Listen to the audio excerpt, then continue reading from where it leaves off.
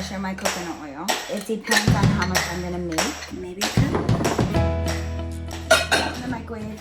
I normally do about 3. Sometimes I do 4. If I do more, 4, then I add more of the coconut oil.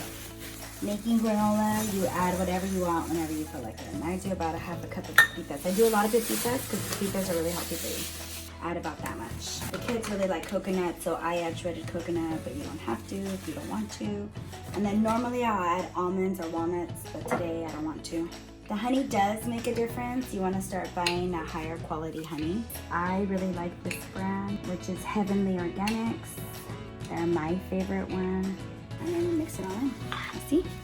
You want to do it right away because you want your bowl to be kind of hot because then the honey doesn't melt all the way.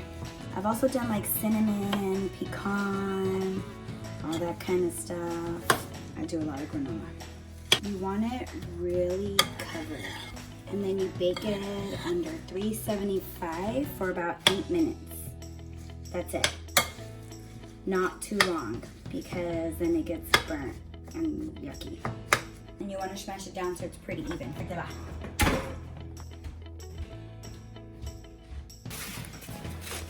I burnt it.